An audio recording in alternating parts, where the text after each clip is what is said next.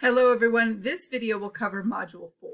Module 4 is our first exam for the class, and it will cover everything that we have done up to this point. The exam itself is worth 50 points, and it is covering basically the Greek pantheon as well as some of the cultural information, like history information that we have learned about so far. So the chapters up until now will be tested over, and the exam is the only thing in this unit. So you can take it at any point in the unit, but want to make sure that you give yourself some time to study first before you start taking it.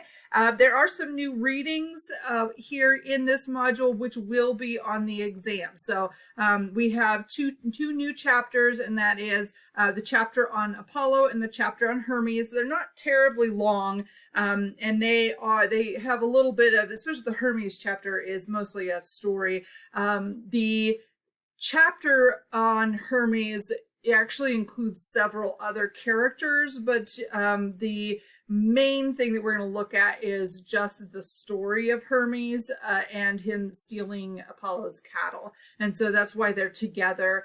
They are probably two of the more interesting gods in as much as they have their own narrative myth, as opposed to some of the other gods.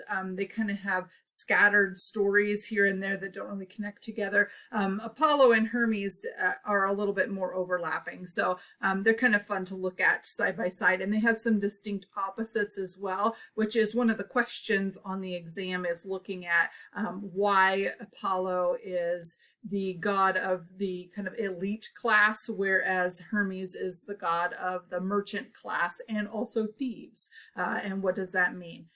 There are a couple of videos down here as well. I've linked to this one, and this one's kind of fun because it's just about trickster gods and covers Loki as well, which some of you might be familiar with if you're Marvel fans. But Hermes is just a fun character. He's kind of one of the mischievous tricksters as opposed to a malevolent trickster, which we get several different kinds of tricksters. And this video kind of covers it. Hermes is a primary example that they're using. And then these two here, I thought this video here was pretty fascinating. It was just following the Pythia during a day at the temple at Delphi and what her job would have entailed. And I thought it was something that I had never read about before, so I thought it was, or watched before. So I got to learn something new from this video. I thought that both this and then this history channel video were really good for just learning more about the Oracle at Delphi, which is obviously tied to Apollo as part of his story. So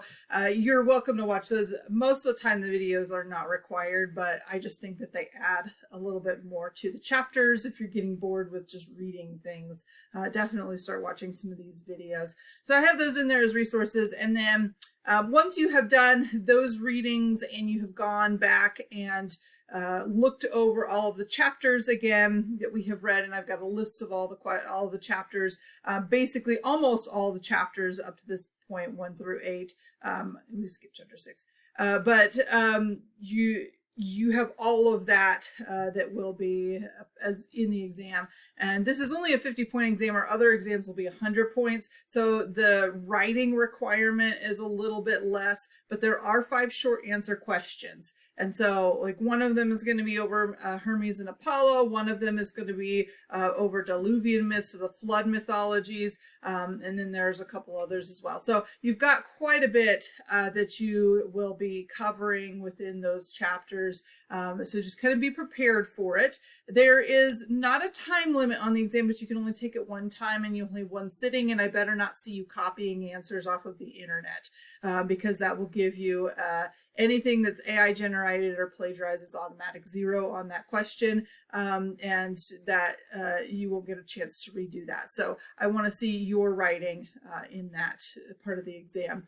Don't start it until you're ready to finish it. If you need me to reset it, you're going to get different questions because it pulls from a pool. So just kind of keep that in mind. Make sure that you're set up and prepared to finish the exam before you start it. Otherwise, that's the module, just a couple new chapters and then getting their first exam out of the way. Our next module, starting in module 5, we'll start looking at the Greek hero story. So we are not done with Greek myths yet, but we do like to cover the pantheon and some of the background information, cultural context, etc. first before we get into some of those really complex hero stories and looking at the hero journey and everything, which will be starting in Module 5. So if you have any questions, feel free to send me an email. Otherwise, have a great week.